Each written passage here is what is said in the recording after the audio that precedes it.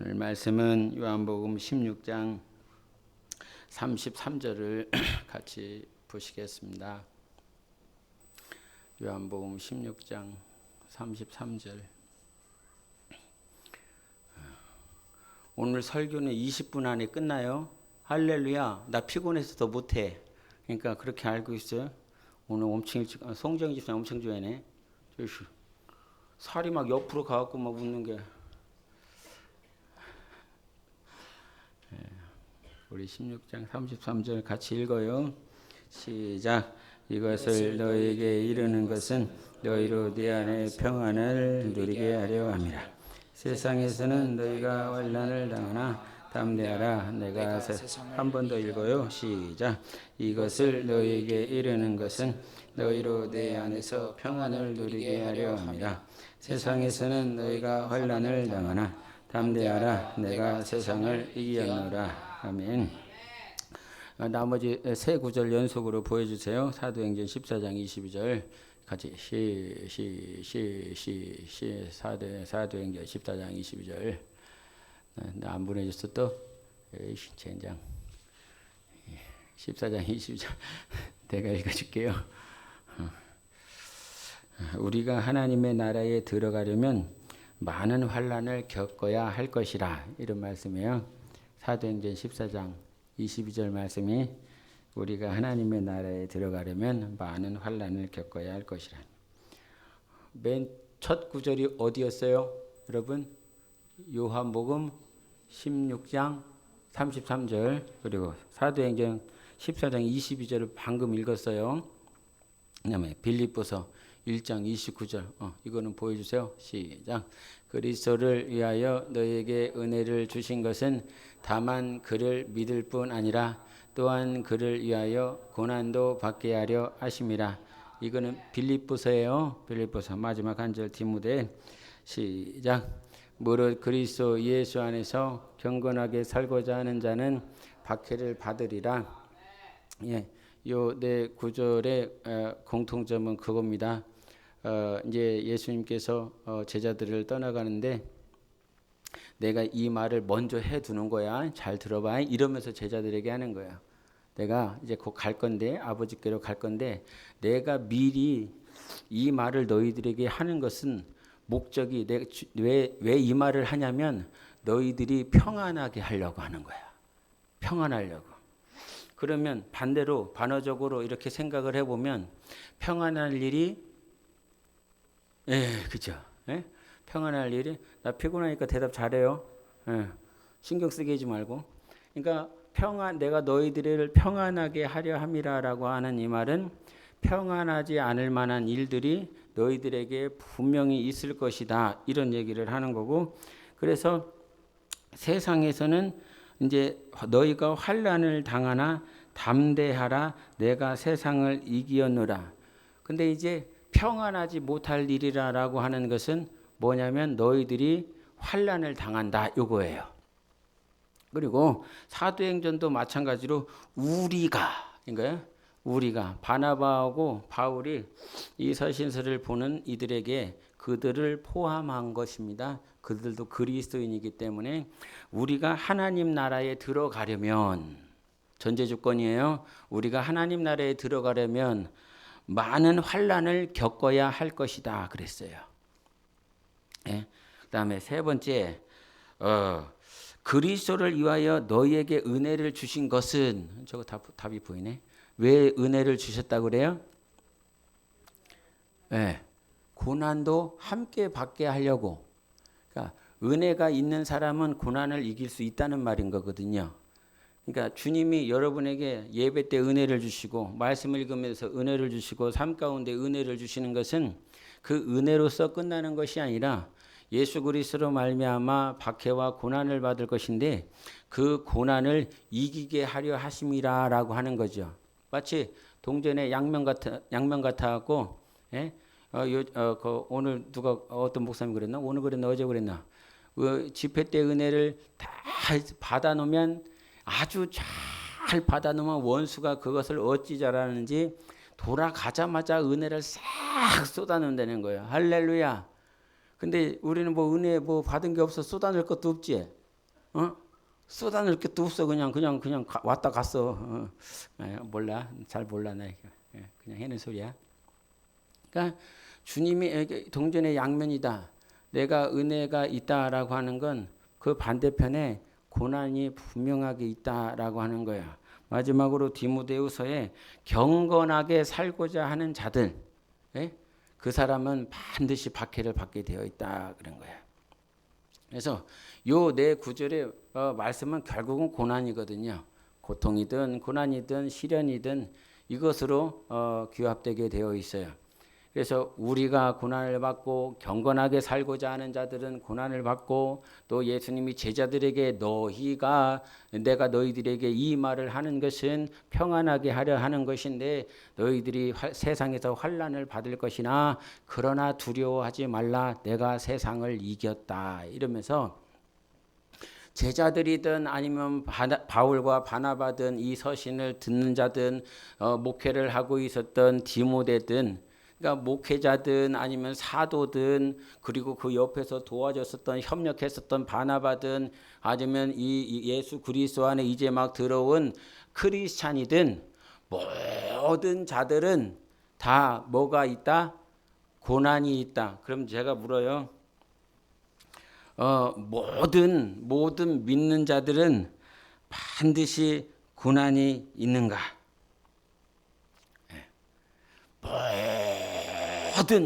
모든 믿는 자는 반드시 고난이 있는가? 자, 이거는 그 OX 문제예요. OX 문제. 자, 오라고 심지를 굳히세요. 신비에 새기세요. 마음판에 O. 그다음에 나는 아니다. 이건 아닌 것 같아. 라고 했을 때 X. 알겠죠? 지금 몇 명이요? 자, 다수결 한번 해볼게요. 자, 모든 믿는 자에게는 반드시 고난이 있다. O. 자, 하나, 둘, 셋, 넷, 다, 일곱. 7명. 자, 이게 몇 명인지를 모르겠는데. 그럼 X. 하나, 둘, 셋, 넷, 다, 7, 8. 저 배부른 사람은 안 해나? 저 맨날 특권을 누려? 아무 말도 안 하고 그냥 소임이랑 놀아. 근데 여러분, 이게 고난이라고 하는 그 정의를 우리가 잘 내려야 돼요. 베드로 전서 지난번에 신년 집회했었잖아요. 베드로 전서 열심히 잘 들으셨죠? 그래서 이제 베드로 전서는 여러분이 빠삭하게 잘 아시죠? 그죠? 신년 집회 끝나는 그 순간 다 잊어버렸어요. 베드로 전서가 어디 있는지도 잘 몰라. 그럴 수 있어요. 그런데 그 베드로 사도가 했었던 고난을 정의할 때 그분에게 있어서 그들의 영혼을 사랑함으로 고난이 있는데 영광의 고난이 있고 수치스러운 고난이 있다 그래요. 근데 너희들은 이제 수치스러운 고난은 너희들이 범죄하고 너희들이 잘못하고 너희들이 실수하고 너희들이 불법을 행하다가 당하는 고난이 있다는 거예요. 근데 이제 베드로 사도는 그 고난이라고 하는 것은 그런 수치와 불법으로 인하여 정욕과 너의 욕망과 너의 유익을 위해서 당하는 그 고난이 있는데, 요런 고난을 당하지 말고, 그것도 고난이라고 그 범주 안에 이렇게 말을 하고 있어요. 근데 이제 그것을 그런 고난을 당하지 말고 영광스러운 고난을 당하라 이렇게 했어요. 그러면 영광스러운 고난은 뭘까요? 수치스러운 고난은 나의 불법과 더러움과 추함과 부정함으로 당하는 고난이에요. 그러면 영광스러운 고난은 뭐예요? 예수의 영광을 위하여, 복음을 위하여, 교회를 위하여 전도하다가 정말 예수 그리스도를 어떻게 하면 드러내려다가 당하는 고난이 영광스러운 고난이다. 그래서 고난을 당하더라도 너희가 수치스럽고 불법스러운 고난을 당하지 말고 너희가 영광스러운 고난을 당하라는 것입니다. 예수를 위하여 살다가 고난을 당하시기를 바랍니다.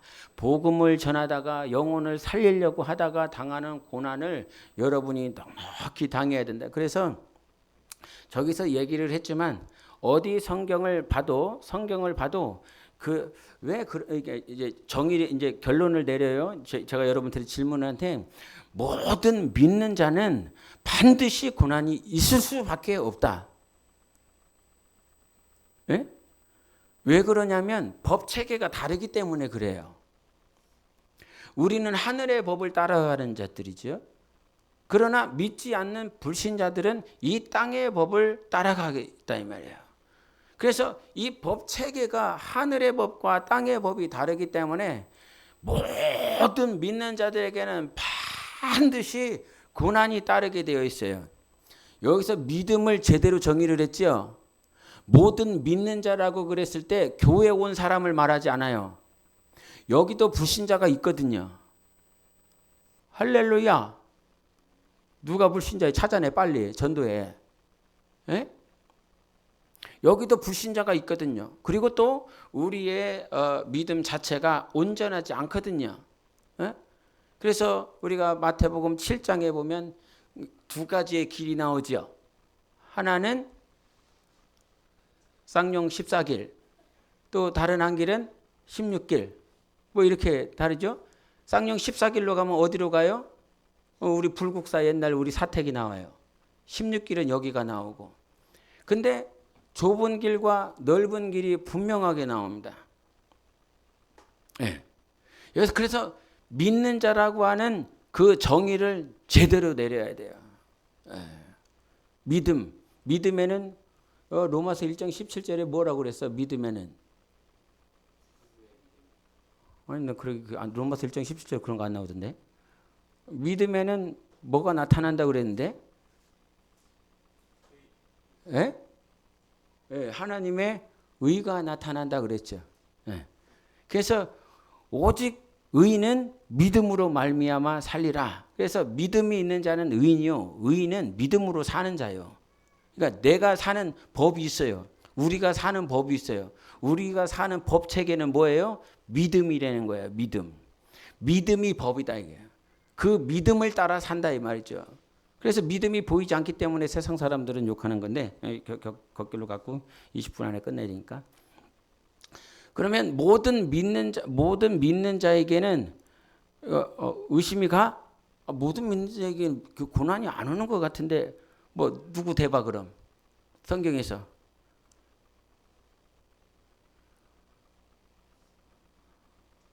또 이렇게 단상에서 막 이렇게 막 우격다짐으로 막 물어보니까 말을 못 하겠어? 그럼 가서 한번 생각해봐 그럼. 정말 믿는 자는 분명하게 하나님의 법 안에 하나님 나라에서 사는 자들은 반드시 고난이 오게 되어 있는데 그 고난이 오는 이유를 한번 얘기해 볼래요? 고난이 오는 이유.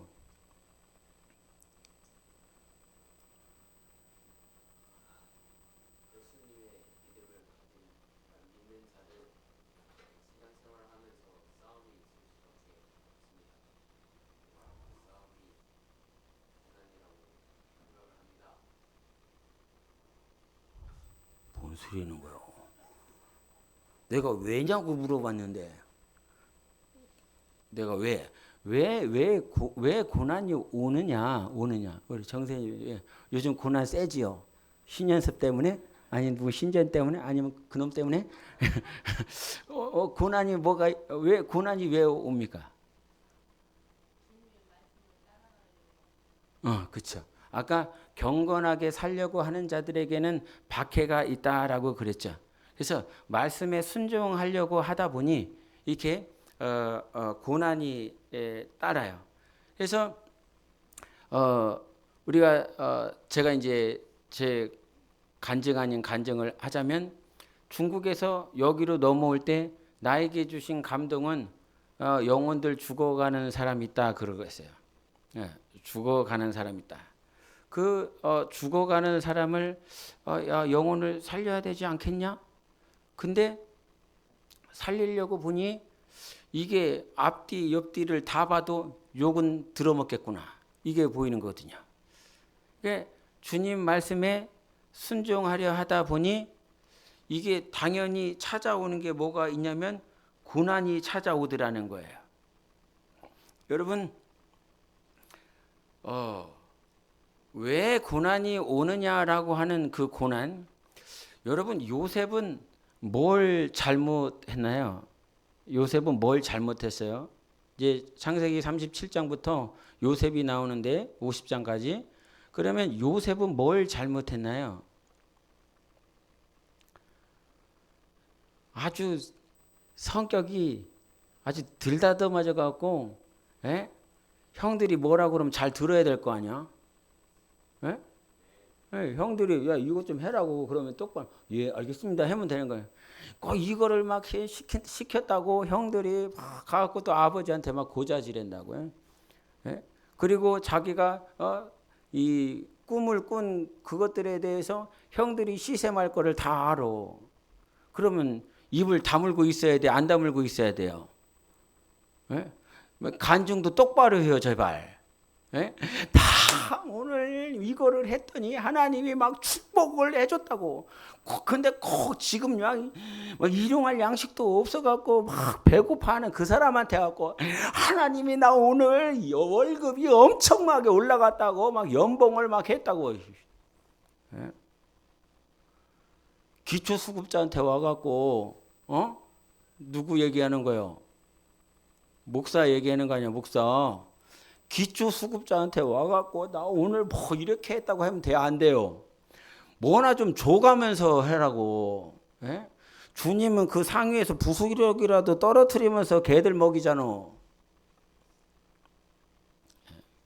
근데 이제 그 시샘할 것을 뻔히 알면서도 정말 자기가 높아질 거, 자기가 커질 거, 영광 받을 거를 막 형들한테 처음 말할 때 다 알아들었거든. 형들이 형들이 정말 싫어하는구나. 싫어하면 해지를 말아야 될 거 아니요. 말을 하지 말아야 될 거 아니요. 근데 그 입이 해갖고 결국은 형들의 이 마음 가운데 막 미움을 갖다 주죠. 근데 사실은 그와 같은 인격적으로 모난 부분들, 그 당시에 요셉의 나이가 몇 살이었어요? 네, 똑바로 얘기해요. 빨리. 몇 살이에요? 몇 살? 얼러리 꼴러리? 우리가 요셉이 애굽 가서 몇 년 동안 고난을 받았지요? 땀나. 그치, 13년. 그리고 몇 살에 총리가 됐어요? 30이면 다 맞아. 대충 맞죠. 예? 그래서 17살이면 우리 이삭이보다 더 어리지. 예? 훨씬 어리지. 이제 막 고등학교 1학년 올라간 애죠. 응? 근데 그와 같은 아이는 아직 성숙하지 않았기 때문에 미숙할 수밖에 없어요. 그럼에도 불구하고 그가 이 인격적으로 아직 덜 다듬어져 있는 17세의 청소년이라 이 말이죠. 그게 뭐 얼마만큼 잘못됐겠습니까? 예? 얼마만큼? 얼마나 뭐 큰 죄요? 얼마나 큰 악이요? 그럼에도 불구하고 이 17살에 저 애굽으로 노예로 끌려가서 13년 동안 감옥에 들어가 억울한 누명을 써 정말 옥고를 치르고 또 치르고 감옥에서. 예? 그 가나안 땅에 있었을 때는 아버지의 사랑을 독차지하면서 채색옷을 입었어요. 그 채색옷은 귀족들이나 입을 수 있는 옷이에요. 그러니까 가장 큰 사랑을 받았었다라고 하는 그 아들이라 이 말이죠. 근데 하나님이 이 요셉을 애굽에다가 갖다 놓고 13년 동안 생고생을 시켰어. 왜 고생시켰어요? 왜? 우리가 창세기 45장이나 50장에 요셉이 어떻게 고백을 합니까? 왜 내가 애굽 땅에 와 있지 지금? 뭐 하려고? 애굽이지. 야곱 그 가족들 이스라엘을 미리 구원하시기 위하여 이 요셉이라고 하는 이 인물을 보내서 고생을 시킨다 이 말이죠. 이 요셉에게는 고난이 왜 왔어요? 예? 하나님의 섭리 때문에 온 거죠. 하나님의 뜻, 하나님의 계획 때문에 그 고난을 겪은 것이지요. 그러니까 우리가 신앙생활하면서 아무런 내가 생각해도 뭘 생각해도 그다지 뭐 주님 앞에 잘못한 게 없는데 왜 내가 이렇게 생 고생을 해야 되느냐? 예? 저 필리핀 남자 선교사님 간증 들으셨잖아요, 그죠? 예? 그 오시영 선교사님은 그냥 신학교 열심히 지은 죄밖에 없어요. 예? 애들이 아직 미성년자지만 애들이 지네들이 자발적으로 도와주겠다고 해서 선교사님 우리가 이 신학교 짓는 일에 저희도 도와줄게요. 열심히 그 도와주다가 자발적으로 도와준 녀석들과 함께 신학교 짓다가 억울하게 누명 써서 그분이 들어갔다 이 말이죠.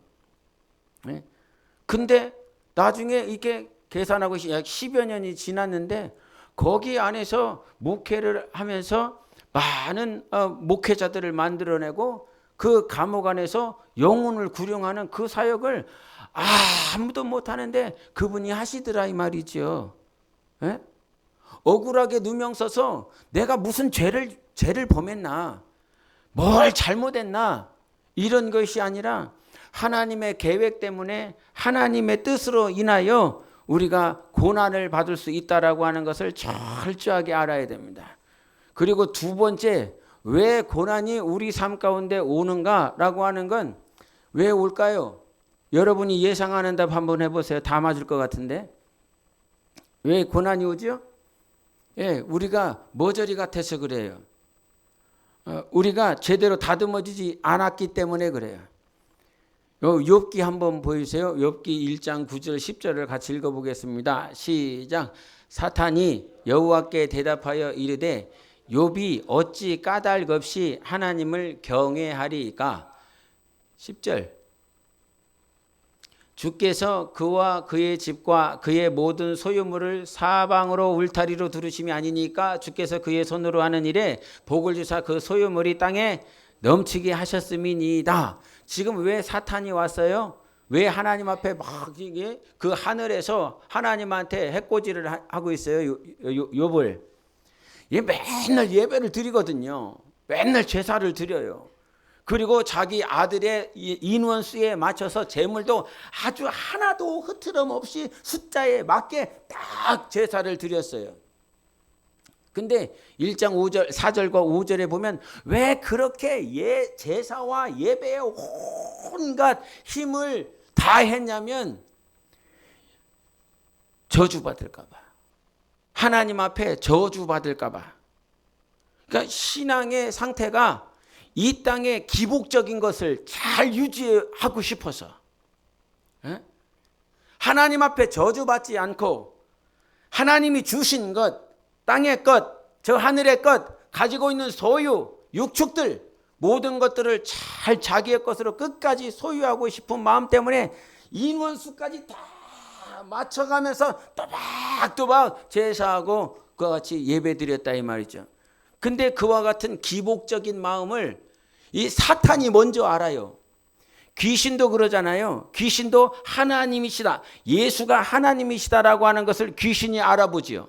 거라사 지방에 있었던 그 귀신 들린 무덤 가운데 있었던 그 귀신, 돼지가 들어갔었던 그 귀신이 먼저 알아보고 정말 당신이 나를 괴롭히려고 오셨나이까? 나와 당신은 상관이 없는데 왜 오셨습니까? 라고 귀신이 예수 그리스도를 알아본다 이 말이죠. 귀신이 그 상태를 알아봐요. 사탄이 알아봐요. 예? 사탄이 여러분의 영적 상태를 안 되니까요. 그러니까 하나님이 아무런 말씀을 못 하시지요. 그러면서 그에게 뭘 허락하시냐면 고난을 허락하세요. 고난. 그래갖고 막 친구들이 와갖고 네가 왜 이렇게 됐냐 저렇게 됐냐 그러면서 막 옥신각신합니다. 근데 그 과정을 통해서 죽을 만큼 힘들고 어려운 그 과정을 통해서 결국은 하나님만 보게 됩니다. 하나님만 찬양하게 됩니다. 그리고 나를 정금과 같이 단련하시는 하나님이다라고 고백하지 않습니까? 이 시기가 그 기간이 욥에게는 맨 처음에는 왜 내가 이런 고난을 당하고 있는지 몰라요. 자기 안에 하나님이 아니라 하나님이 주시는 복에 몰입되어서 신앙생활하고 있는데 이 사실을 몰라요. 내 자식이 잘못될까 봐 지금 신앙생활하고 있지. 내 사업이 부도날까 봐 기도하고 있지. 내 남편이 뭔가 잘못될까 봐 그런 염려와 걱정들, 사건과 사고로부터 정말 막고 싶어서 자기가 열심을 내고 있는 것이지, 결국은 하나님 그 한 분, 본질 자체이시고 실상이신 그분 한 분 때문에 영적 생활을 하지 않고 뭔가 주변의 여러 것들 때문에 예배하고 기도하고, 과거에 이런 했죠. 11조 안 하니까 그러는 거 아니냐고, 그런 소리 자주 들었잖아요. 11조 안 해갖고 교통사고 난 거라고, 11조 안 해갖고 이래다. 그러니까 그 말을 딱 듣고 나서 어떻게 해요? 11조 안 내던 것들이 다 내. 저 장롱에 숨어있던 거 다 꺼내갖고 11조를 안 내갖고, 예? 네, 나 목회하면서도 그런 소리 들었어요. 예? 11조를 안 한다고 11조를 안 해갖고 이 모양 이 꼴이라고. 예? 그럼 11조를 잘하면 11조가 아니라 10의 5조, 10의 9조를 안 하면 고난이 없을까요? 예? 10의 10조를 하면 하나님 앞에 다 드리면 고난이 없을까요? 왜 지금 그와 같이 인원수에 맞게 딱 시스템에 맞게 법에 맞게 예배드리고 그와 같이 헌금을 했는데도 요백에는 이와 같은 고난이 왔습니까? 기복적인 잘못된 신앙관, 하나님을 제대로 바라보지 못하는 그 잘못된 신앙관이 있기 때문에 하나님께서 그것들을 고쳐주시고 그것을 새롭게 하고 온전한 영혼으로 회복시키기 위해서 하나님이 그에게 고난을 허락해 주신 것이지요. 우리가 거의 대부분입니다. 아마 99.9999% 아닐까 싶어요. 예수 그리스도 안에, 그러니까 그 가나안 땅에서 가나안 땅 들어가기 전에 애굽에서 다 나왔지요. 200만 명인지 300만 명인지 모르지만 이들이 다 광야에 들어갔어요. 다 광야에 들어가서 하나님이 다 훈련시키지요. 하나도 안 빼먹고 다 훈련시켜요. 예? 여호수아도 처음부터 온전한 사람이 아니라 모세의 시종 여호수아라고 그랬어요. 그냥 사람의 종이었어요. 그러나 여호수아기 끄트머리에 가면 모세의 시종 그 여호수아가 아니라 나의 종, 하나님의 종 여호수아로 탈바꿈하였지요. 애굽에서 나온 모든 사람들은 완전한 사람들이 아니라 광야에 들어가서 그 쓴물이라고 하는 고난, 먹지 못하는 고난, 내가 가고 싶을 때 가고 내가 서고 싶을 때 서고 내가 주인 되어서 살아가고 싶은 그러한 욕망과 그러한 삶들을 철저하게 깨부시고 그 광야에서 예수 그리스도 한 분만 보게 하시는, 둘째 아들 탕자도 마찬가지입니다. 예? 아버지 집에 같이 살고 있잖아요. 아버지의 공급을 먹고 살아가고 있잖아요. 그러나 자기가 가지고 있는 잘못된 아버지의 상, 그리고 자기가 원하는 욕망들, 자기가 원하는 삶들, 아버지 밑에 있는 삶이 아니라 내가 주인 돼서 살고 싶은 그 삶들, 그런 비전들, 그러한 가치관들, 그것들이 결국은 아버지 유산을 가지고 밖으로 나가서 철저하게 깨져 부서지고 또 부서지고 또 부서져서 오는 그 시간들. 근데 히브리서 12장 한번 보이세요. 히브리서 12장 시작. 징계가 당시에는 즐거워 보이지 않고 슬퍼 보이나 후에 그로 말미암아 연단된 자들에게는 의와 평강의 열매를 맺느니라. 우리가 징계도 아까 고난을, 베드로는 어떤 고난을 받으라고 그랬어요? 영광스러운 고난을 받으라고 그랬죠. 수치스러운 고난을 당하지 말라고. 근데 그 수치스러운 고난이 뭐냐면 징계예요. 징계는 누가 하십니까? 아들을 사랑하시는 하나님 아버지께서 징계하여 주십니다. 그 징계로 말미암아 고난을 당하는 것입니다. 불법적이고 거룩하지 못하고 하나님의 뜻대로 살지 아니하고 하나님과 전혀 상관없이 살아가고 있는 영혼의 상태, 그 불법과 음란과 부정한 그 상태, 그 상태에 있는 그를 아버지가 사랑하심으로 징계하여 받는 그 고난이 분명하게 있다는 거예요. 근데 여러분, 우리는 다 그런 징계를 겪어요. 다 겪어요. 제가 정말 100% 확신하는데, 아까 성경 자체가 이미 그랬으니까요. 모든 믿는 자들은 다 고난을 겪게 되어 있습니다. 법 체계가 다르니까. 또한 우리는 온전한 자가 아니라고 분명히 얘기했어요. 아까 우리가 찬양해서 은혜스러운 것이지, 이제는 내가 옛사람 아니요 사망에서 건지신 주의 자녀이니 좋지요. 할렐루야. 나도 그 찬양 들으니까 얼마나 좋은지요. 얼마나 감사하든지. 그것 때문에 너무 감사해서 내가 찬양을 했거든요. 이제는 내가 옛사람 아니요. 맞아요. 우리는 옛사람이 아니에요. 할렐루야. 이거는 동의를 하세요. 우리는 옛사람 아니에요. 이 옛사람이 아니라고 하는 말은 저 애굽에 있는 사람은 아니라는 거예요. 하나님이 선택하시고 부르셨고 광야 가운데 넣으신 하나님의 백성이에요. 이미 옛사람 아니라 이 말이죠. 그러나 옛사람은 아니지만 우리가 가나안 땅에 들어갈 수 있는 하나님의 백성으로서 단련되어지고 연단되어졌다 이 말이죠. 예? 그래서 베드로서의 우리의 믿음을 어떻게 칭찬했죠? 금하고 비유를 해서 우리의 믿음은 금은 연단되어도 어떻게 된대요? 금은 단련되어도 없어질 것이나 우리의 믿음은 어떻게 된다고 그랬어? 에?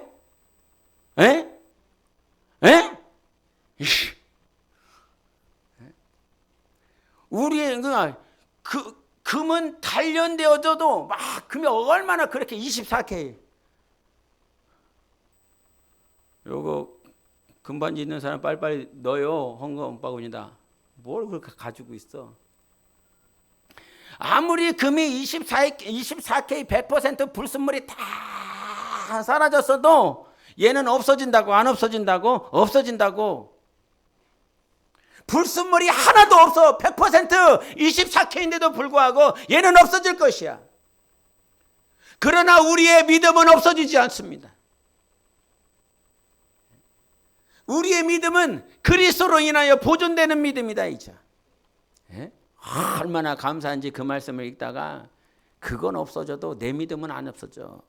우리의 믿음은 안 없어져. 왜? 주님이 계시니까. 우리의 믿음은 주님으로부터 온 거잖아요. 내 거로부터 온 거 아니니까. 만약에 우리의 믿음이 내 거로부터 왔다면 내가 사라지는 그 순간에 우리의 믿음은 없어질 것입니다. 그러나 우리 주님은 영원부터 영원까지 영존하시는 하나님이세요. 그래서 우리의 믿음 예수 그리스도 안에 그 정말 제대로 들어간 자라면 너희가 내 안에 내가 너희 안에 있다라고 하는 그 포도나무와 가지로서 온전히 붙어 있다라고 한다면 우리의 믿음은 영원히 없어지지 않습니다. 절대 없어지지 않습니다. 그래서 우리가 그와 같이 옛사람은 아니에요. 그러나 이 옛사람의 체질이 여전히 있지요. 예? 남편이 미울 때가 있어요 없어요? 안수 집사님 없으니까. 안수 집사님이 미울 때가 있어요 없어요? 물어보나 마나지 뭐. 뭘 물어봐. 다 똑같지. 다 똑같지 뭐. 맨날 새벽 깨워서 기도하고 오전에 오셔갖고 기도하고 막 저 밤에 오셔갖고 기도해도 남편이 미울 때가 있지요. 기도를 그렇게 많이 하시는데. 근데 기도 안 하는 것들은 얼마나 더 믿겠어? 에? 하나님과의 관계가 그렇게 막 제대로 안 세워져 있으니 시시각각으로 밀려오는 미움과 시기와 질투로 인하여 마음이 아프겠죠. 에? 근데 우리가 완전하지 않단 말이에요. 그러니까 완전하지 않으니까 하나님은 우리를 온전케 하시고 싶어 하십니다. 예? 히브리서 5장 8절 한번 읽어요. 히브리서 5장 8절 시작. 그가 아들이시면서도 받으신 고난으로 순정함을 배워서 그 다음에 뭐예요? 안 봐도 알아야죠. 없어. 구절이 없어요. 온전케 되셨다잖아요. 주님이 신성으로서 예수 그리스도가 신적인 하나님으로서는 그분이 고난을 받으실 필요가 있습니까? 없습니까? 고난 자체가 없지요. 하나님은 영이시기 때문에 신적인 예수 그리스도는 절대로 고난이 없어요. 그러나 저기서 어떻게 고난으로 순종함을 배운다, 뭔가를 배운다 할 수 있어요. 이미 다 아시는 하나님이신데. 그러나 저거는 신적 요소가 아니라 인성의 모습을 얘기하는 거죠. 말씀이 육신이 되어서 이 땅 가운데 오셨기 때문에 그 육신을 이기면서 그 고난을 이기게 되네. 예수님도 고난이 있습니다. 예수님도 고난이 있어요. 그와 같이 성령으로 말미암아 요단강에서 성령의 충만함을 입고 성령의 내주하심을 입어서 공생애 동안 성령으로 사셨던 예수 그리스도도 성령으로 살고 있음에도 불구하고 3년 6개월 동안 흠없이 아버지의 뜻대로 아버지의 말씀대로 아버지의 보내신 그 계획과 경륜을 이루면서 흠없이 사셨음에도 불구하고 흠없이 성령으로 사시는 그 순간에도 뭐가 있다고요? 고난이 있더라고요. 고난이 있다는 거예요. 성령으로 사심에도 고난이 있다는 거예요. 그렇잖아요. 육의 것과 성령의 것이 항상 싸우니까요. 고난이 있는 거죠. 그래서 예수님은 그와 같이 고난으로 순종함을 배워서 온전케 되신다 이 말이죠. 예수님도 인성이 있으시기 때문에 육신이 있으시기 때문에 온전케 되어지는 공생애를 사시는 거예요. 고난과 싸우면서. 그런데 예수님도 그렇게 사셨는데 우리도 당연히 고난으로 뭘 배우셔야 되겠습니까? 순종함을 배우셔야 됩니다. 순종이 안 되기 때문에 온전케 되어지지 않는 것입니다. 항상 불순종하기 때문에 온전한 모습이 뭔지를 모릅니다. 항상 불순종하는 사람만 있다고 생각을 해보세요. 나도 불순종하고 너도 불순종하고 너도 불순종하고 다 불순종하고 있는 사람만 여기 싹 깔렸다고 생각을 해보세요. 100% 다 불순종만 하고 있어. 그러면 뭐가 기준인지 모르겠죠. 도대체 순종하는 삶이 뭔지, 뭐가 어떤 게 순종하는 삶이야. 다 불순종하고 있으니. 그래서 예수님께서 이 세상을 보실 때 다 죄인들이라고 그러지 않습니까? 뭘 찾아볼 수가 없어. 다 죄인들이니까. 의를 찾아볼 수가 없는 거예요. 옳다. 뭐가 옳은 거지? 뭐가 옳은 거야? 오늘도 말씀을 들으면서도 자기 안에 불신과 또 하나님을 향한 그 마음들이 합치가 되지 않기 때문에 말씀이 오지 않는 사람도 있거든요. 여러분, 우리가 고난을 받는 이유는 첫째는 하나님의 섭리 때문에 하나님의 나라를 위하여 백성을 위하여 요셉과 같이 비록 인격이 미숙하지만 하나님의 거대한 그림 가운데서 계획 가운데서 고난을 받는 자가 있는가 하면 이 영적으로 신앙관이 잘못되어 있고 영혼이 성장하고 성숙하지 않았기 때문에 받는 그와 같은 고난들이 있어요. 그런데 그와 같은 고난, 그 고난 중에 최고의 고난은 뭘까? 우리가 하나님께 징계를 받으면서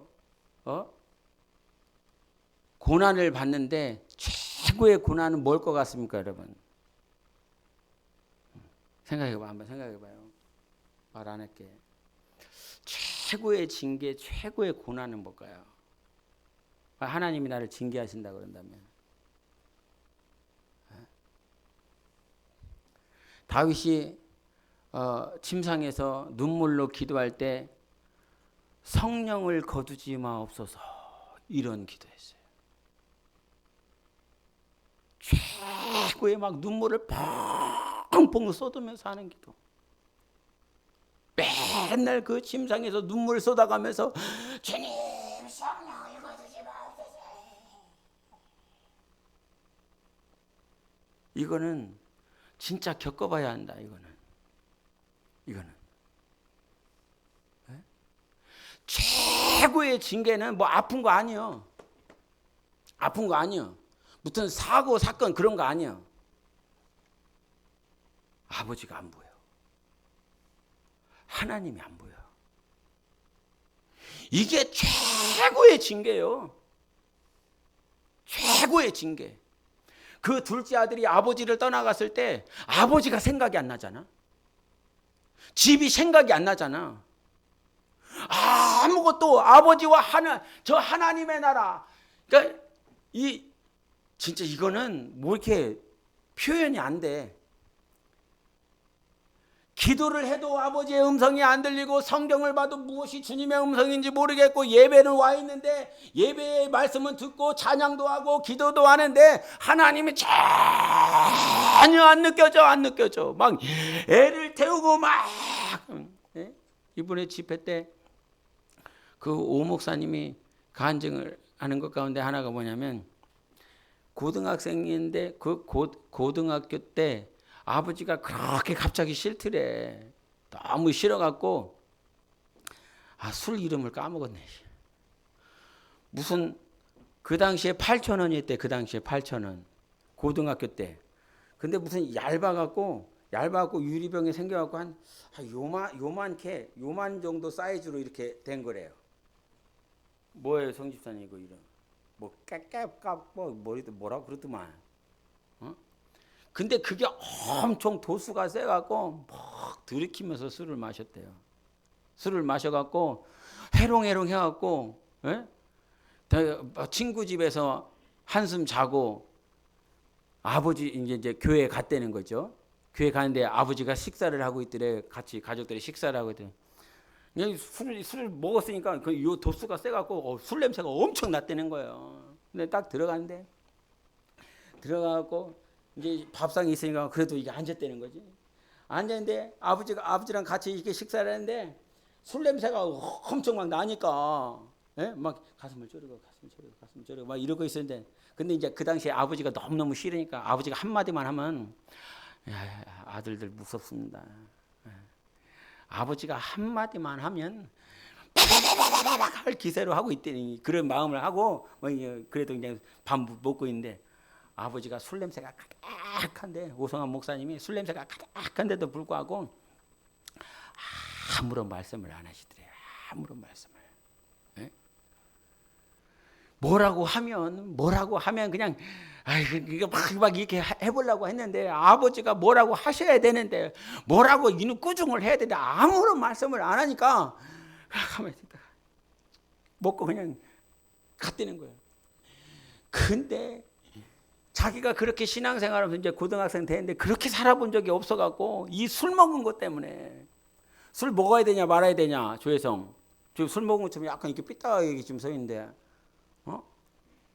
술 먹어야 되냐 말아야 되냐 술 취하지 말라고 신약에 말했다고 술 먹어도 된다고 진짜. 그러니까 책 한 권 읽고 제발 뭐라고 좀 해지 마. 책 한 권 읽고 잠언에 보면 그 술 냄새도 맡지 말라고 그랬어. 술 냄새 맡으러 다니는 거 아니야? 술 냄새 잔뜩 있는 거 아니에요 지금 여러분? 뭐 하다 왔어? 아버지. 그래갖고 이게 양심에 자기가 평생 살면서 가장 세게 가장 스펙타클하게 가장 기억 속에 남는 그 범죄가 딱 그거 하나예요. 그거 하나래. 그거 하나겠어. 근데 가장 뼈 깊숙이 남아있는 게 뭐냐면 그 술 먹고 아버지한테 막 심기 막 불편하게 했었던 그것이 남아갖고 도저히 자기가 이게 자기 양심상 이게 하나님 앞에 막 회개를 해야 되겠다는 생각이 들더라는 거야. 막 회개하고 싶은 생각이 너무 들어서 그래갖고 아무도 가지 않는 그 산기도를 갔대요. 산기도를 아무도 가지 않는데 혼자 가갖고 막 근데 나올까봐 막 무섭기도 했는데 여하튼 산기도를 갔다는 거예요. 3개월을 자기 혼자서 왔다 갔다 고등학교 때. 할렐루야. 산기도를 고등학교 때 혼자 했대. 그래 술 좀 먹어. 그러니까 술 좀 먹고 좀 산기도 좀 가고 그래요. 그래서 3개월을 갔는데 이 오목사님이 빠르게 느낀 게 뭐냐면 그래 성경에서는 뭐라 그러면 너 하나님의 자녀다. 너 예수 믿으면 구원받는다. 예수 믿으면 성경에서 하나님의 자녀라 그랬다. 하나님이 네 아버지라 그랬다. 성경에는 이렇게 써 있으니까 자기가 지식적으로 이미 많이 들어서 아는 거예요. 지식적으로 너무 아는데 3개월 동안 산기도를 가서 막 기도를 해도 이 마음판에서 해결이 안 된다는 거예요.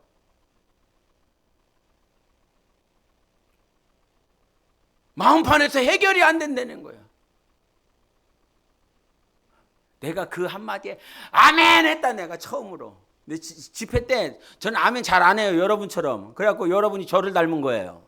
할렐루야. 징그럽다. 할렐루야 했는데 아멘 한번 해주는데 이것도 안 해주네. 에?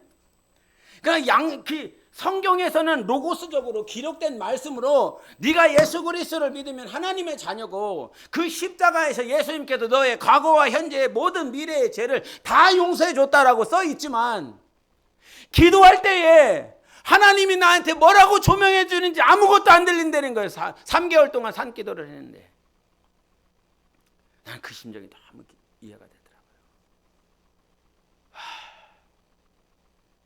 나는 그게 너무 이해가 됐어요. 그래갖고 나 혼자 한 3일 동안 아멘 한마디 안 했거든요, 내가. 근데 내가 그 한마디에 아멘을 했어요. 그러면서 그분이 딱 뒤에 더 한마디를 더 한 게 뭐냐면 우리의 죄는 로고스적으로 이미 우리가 죄가 없다라고 말을 하지만 그리고 그렇게 들었고 그렇게 알고 있지만 우리가 죄 없이 함은 로고스적인 말씀이 아니라 하나님께서 내게 조명해 주시고 말씀해 주셔야 비로소 거기서 해방될 수 있다는 거죠. 비로소 거기서 자유할 수 있다는 거죠. 제가 중국에서 한국으로 넘어올 때 어떤 목사님은 저를 밤에 불러놓고 그렇게 하면 안 된다고. 그렇게 하면 큰일 난다고. 막 여러분들은 몰라. 나만 알아. 나만 겪었으니까.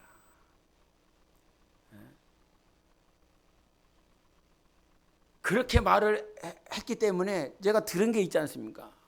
그렇게 하면 큰일 난다고. 교회에 대한 문제라고. 이거 정말 잘못된 거라고 막 이렇게 하더니 나 정말 이렇게 눌림이 많았어요. 눌림이. 제가 터키 언제 간 줄 알아요? 터키. 뭐 저기 어디야? 비전 스쿨에서 터키 갔잖아요. 목사님 생일은 알아? 전도사님 생일은 언제야? 그러니까 가르치는 자에게 모든 좋은 것을 함께 할 수가 없는 거예요. 터키 갔었을 때가 교회 개척하고 한 7년째인가 됐을 거예요. 7년째. 거기 비전스쿨 터키 목사님들하고 함께 갔었거든요. 내가 그때까지 마음을 가지고 있었어요. 내가 잘못한 거 아닌가. 나는 분명히 영혼을 살려야 된다라고 하는 그 애굽에서 울고 있는 영혼들을 향한 주님의 그 마음 때문에 와서 결단하고 움직였는데 주변에 들려지는 소리 그리고 막 까대는 소리 그것이 저도 귀에 들리기 때문에 쉽지 않았는데 7년이 갔어요. 7년이 갔는데 터키 제가 그때 1주 있었나 2주 있었나 그랬을 거예요. 그리고 그 터키 공항에서 국제공항에서 이제 오려고 비행기를 기다리고 있는데 너무 피곤하니까 사람들 없는 자리에 가서 이렇게 누워 있었어요. 누워 있었는데 함께 갔었던 여자 목사님이 오셔갖고 목사님한테 해주고 싶은 말씀이 있어서 내가 쉬고 있으면 와야 돼요, 안 와야 돼요? 잘 건드리기 쉽지 않잖아요. 여자 목사님이 남자 목사님 저 한쪽에서 쉬고 있는데 근데 저를 부르면서 말을 시작했는데 목사님한테 계속 해주고 싶은 말씀이 있었는데 난 잘 기억력이 없어요. 기억력이 없어갖고 이사에서 몇 장인데 41장인가 43장인가 그 광야에 길을 내신다 이거죠. 사막에 강을 내시고 이전에 있는 모든 일들은 다 잊어버려라. 하나님이 새 일을 행하신다. 그러면서 사막에서 광야에서 길을 만드시고 강물을 내시는 하나님이시다. 자꾸 목사님 보면 이 말씀이 생각난다고 그 말씀을 해주는 거예요. 근데 그 말씀을 가르쳐 준 게 아니었어요. 이사에서 돌아가서 봐잉 43장이지 41장 그거 몇 장 가서 보시라고 목사님 꼭 보세요. 그러면서 그냥 갔어요. 그리고 그분이 간 다음에 내가 성경책을 펴서 봤거든요. 그런데 그 말씀인 거예요. 제가 그 말씀을 보면서 얼마나 울었는지 몰라요. 왜냐하면 내 안에 계속 뒤따라오는 정말 나는 분명히 성령이 원하시는 그 길을 따라서 갔는데 로고스적으로 기본적으로 어떤 목회의 어떤 신앙적으로 기본적으로 말해주는 그 말이 내 자꾸 영혼을 뒤로 땡겼기 때문에 한 7년을 갔어요. 7년을. 예? 그 7년 지나고 난 다음에 그 말씀을 듣고 공항에서 그 말씀을 읽고 눈물 뿌리면서 은혜 받고 제가 거기서 해방됐거든요. 예. 여러분 정말 우리 삶 가운데 이 하나님이 안 보인다라고 하는 거. 그 3개월 했어. 3개월. 나는 7년 했어. 계속 싸운 건 아니지만 생각날 때마다 싸웠어요. 그 싸움을 어떻게 그래서 다시는 하고 싶지 않아. 그런 싸움들은. 근데 어떻게 해야 돼? 말씀대로 살려면 정말 성령의 감동대로 살려면 그런 시간들 그런 아픔들이 올 수밖에 없다는 거죠. 예? 여러분 우리 삶 가운데 여러분 삶에요 제가 100% 장담합니다. 왜냐하면 성경에 써 있으니까 내 인격에 내 감정에 의하여 말을 하는 것이 아니라 여러분 삶에 반드시 고난이 있습니다. 근데 아까 12장 한번 보여주세요. 12장 11절이었나요? 시작. 징계가 당시에는 즐거워 보이지 않고 슬퍼 보이나 후에 그로 말미암아 연단된 자들에게는 의와 평강의 열매를 맺느니라. 반드시 이 열매 맺으시기를 예수 이름으로 축원합니다. 의가 무엇입니까? 나는 없는 거예요. 이제 내 생각이 없어요. 에? 나는 아무것도 거의 동병상련이야. 그 오 목사님이 하는 말은 내가 너무너무 잘 이해해요. 아주 저기서 얘기하면 내가 비록 내가 이렇게 말씀은 듣고 있어서 내가 아무런 말은 안 하지만 저 의미가 무슨 의미인지 내가 100% 이해를 해요. 근데 그것을 겪어보지 않은 사람은 뭔 소리인지 하나도 몰라요. 그러니까 아멘이 안 나와. 근데 나는 아멘이 나와. 여러분 그분이 하는 말 가운데 하나가 뭐냐면 자기가 잘난 줄 알았대.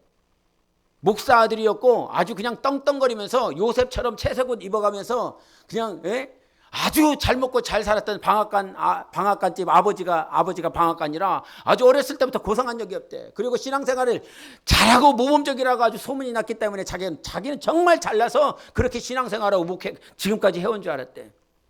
근데 이제서야 고백하는 건 진짜 나는 완전 쓰레기.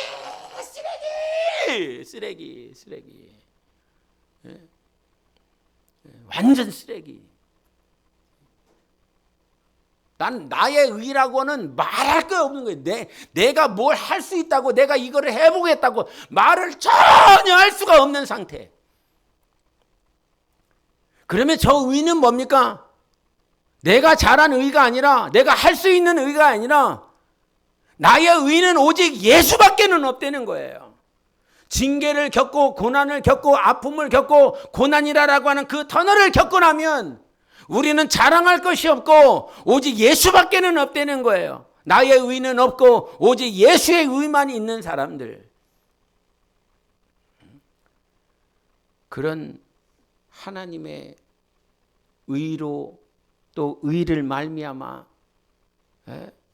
그 의를 열매를 맺을 수 있도록 주님께서 저 징계는 수치스러운 고난이거든.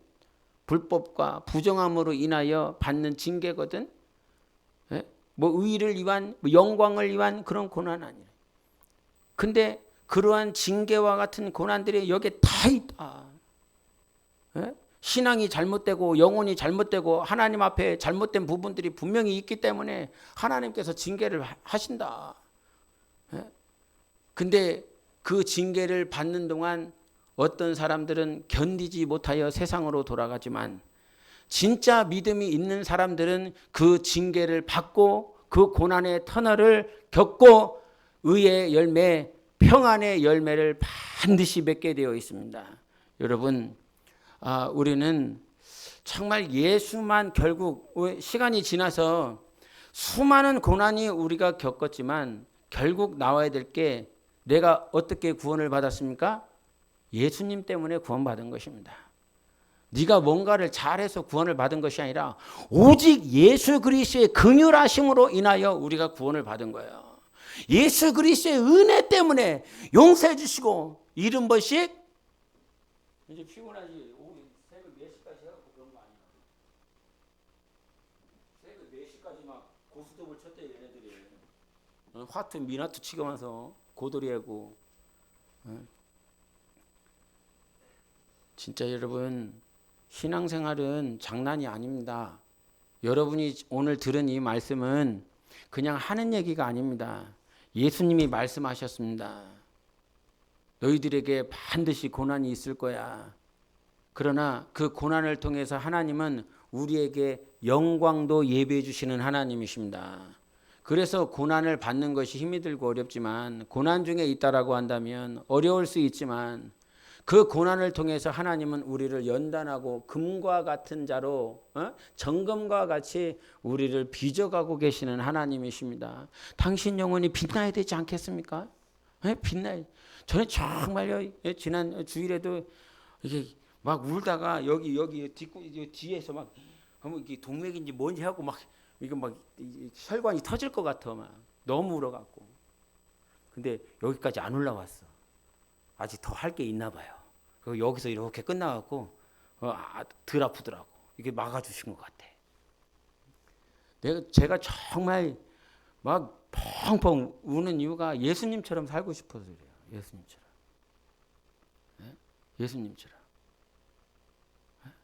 아침에 일어나서 기도하고 마을 다니면서 전도하고 핍박받으면 또 다른 마을 가서 전도하고 허기질 때도 있고 굶주릴 때도 있고 침뱉음 당할 때도 있고 그러나 정말 한 영혼 한 영혼 다 사랑하시면서 구원하시고 가르치려고 하시고 밤이 막도록 기도하시는 뭐 그런 삶을 살고 싶은데 안 되니까 막 우는 거예요. 그렇게 하고 싶은데 마음은 소원인데 그렇게 되어지지 않으니까 우리가 다 뭐 그럴 수는 없겠지만 주님이 주시는 마음들이 여러분에서 좀 자라나감으로 그렇게 예수님을 닮아가셨으면 좋겠어요. 이거 지난 언제 그랬어? 주일날 그랬죠. 주일날. 분명히 여기 있어요. 젊음과 청춘을 바치라고. 그리고 당신에 있는 모든 것들을 하나님 앞에 드리라고. 할렐루야. 할렐루야. 다 아멘해. 할렐루야. 이제 억지로 하는 사람은 하나님 안 받고 진짜 이렇게 해보고 싶은 사람은 하나님 받으시는 거니까. 정말 그러한 삶이 되시기를 예수 이름으로 축원합니다. 제가 기도하겠습니다.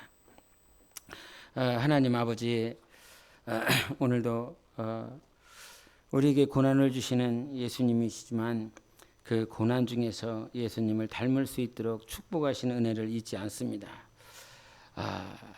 주님을 향한 주님을 위한 승리의 노래를 할 그날을 반드시 주실 것입니다. 하나님 아버지, 오늘도 우리가 주의 말씀을 들었습니다. 고난으로 인하여 힘든 시간들이 분명히 올 것이고 어려울 수 있습니다.